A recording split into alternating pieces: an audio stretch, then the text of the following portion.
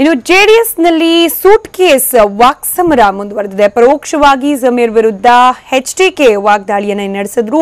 2013ರ ಚುನಾವಣೆ ಸಂದರ್ಭದಲ್ಲಿ 10 ಕೋಟಿ ಕೇಳಿದವರು ಯಾರು ಅನ್ನೋ ಪ್ರಶ್ನೆಯನ್ನ, ಜೊತೆಗೆ 10 ಕೋಟಿ ಕೊಡದೇ ಇರೋದಕ್ಕೆ ಇದೆಲ್ಲ ರಂಪಾಟ ನಡೆದಿದೆ, ನಾನೇನು ನೋಟ್ ಪ್ರಿಂಟ್ ಮಾಡ್ತೀನಾ, ಹಾಗೆ ಫಾರೂಕ್ರನ್ನ ಸೂಟ್ ಕೇಸ್ಗಾಗಿ ಕರೆಸಿಲ್ಲ ಅಂತ ಕೂಡ ಹೇಳಿರೋದು. ಇನ್ನು ಫಾರೂಕ್ ಜೊತೆ ಪಿಕ್ ಪಾಕೆಟರ್ಗಳು ಇಲ್ಲ, 2 ನಂಬರ್ ದಂಧೆಯೂ ಇಲ್ಲ, ಕಳ್ಳನ ಮನಸ್ಸು ಹುಳ್ಳುಹುಳುಗೆ, ಆದ್ರೆ ನಾನೇನು ಮಾಡೋಕೆ ಆಗಲ್ಲ. ಪರೋಕ್ಷವಾಗಿ ಈ ರೀತಿಯಲ್ಲಿ ಜಮೀರ್ ವಿರುದ್ಧ ಎಚ್ಡಿಕೆ ವಾಗ್ದಾಳಿ ನಡೆಸಿದ್ದಾರೆ.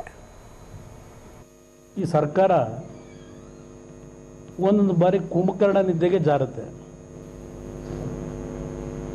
ಕುಂಭಕರ್ಣ ನಿದ್ದೆಯಿಂದ ಎಚ್ಚೆತ್ತುಕೊಂಡ ಒಂದು ಬಾರಿ ಜೋರ್ ದನಿಯಲ್ಲಿ ಮುಖ್ಯಮಂತ್ರಿಗಳು ಕೂಗಾಕಿ ಮತ್ತೆ ನಿದ್ರಾವಸ್ಥೆಗೆ ಹೋಗ್ತಕ್ಕಂಥದ್ದನ್ನ ಕಾಣ್ತಾ ಇದ್ದೇವೆ.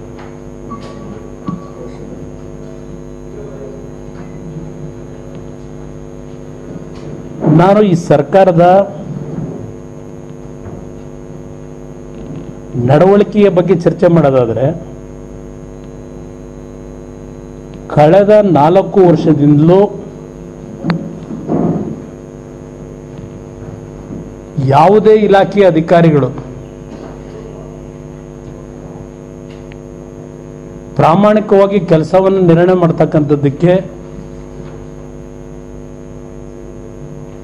ಮುಖ್ಯಮಂತ್ರಿಗಳ ಸಮೇತವಾಗಿ ಯಾರೂ ಈ ಅಧಿಕಾರಿಗಳನ್ನು ವಿಶ್ವಾಸಕ್ಕೆ ತೆಗೆದುಕೊಂಡಿಲ್ವೇನೋ ಅಂತಕ್ಕಂಥದ್ದು ನನ್ನ ಅಭಿಪ್ರಾಯ. ಒಂದೊಂದು ಜಿಲ್ಲೆಯಲ್ಲಿ ಒಂದೊಂದು ರೀತಿಯ ಸಮಸ್ಯೆಗಳು. ಇವತ್ತು ನಾನು ತಮ್ಮಗಳ ಮುಂದೆ ಕೆಲವು ವಿಷಯ ಪ್ರಸ್ತಾಪ ಮಾಡಬೇಕಾಗಿರೋದು, ಪ್ರಮುಖವಾಗಿ ಕರಾವಳಿ ಪ್ರದೇಶದಲ್ಲಿ ನಡೆದಿರ್ತಕ್ಕಂಥ ಬೆಳವಣಿಗೆ ಏನಿದೆ,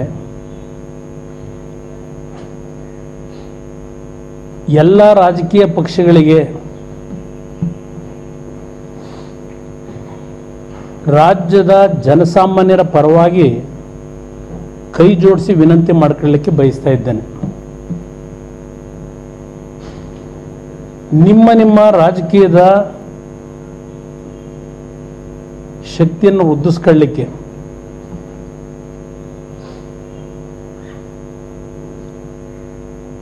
ಪದೇ ಪದೇ ಅಮಾಯಕ ಕುಟುಂಬಗಳನ್ನು ಬಲಿ ತೆಗೆದುಕೋಬೇಡಿ.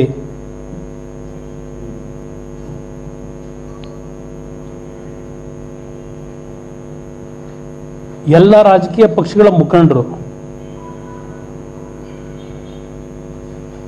ತಾವೇ ಕೂತು ಆತ್ಮಾವಲೋಕನವನ್ನು ಮಾಡ್ಕೊಳ್ಳಿ ಅಂತಕ್ಕಂಥ ಹೇಳಕ್ಕೆ ಬಯಸ್ತೀನಿ.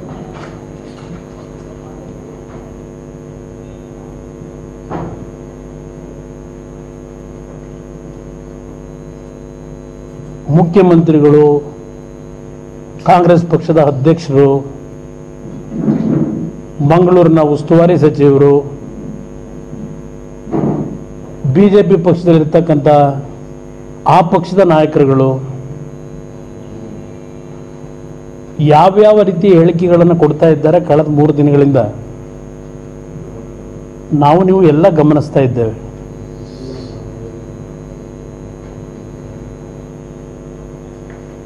ಮುಖ್ಯಮಂತ್ರಿಗಳು ನಿನ್ನೆ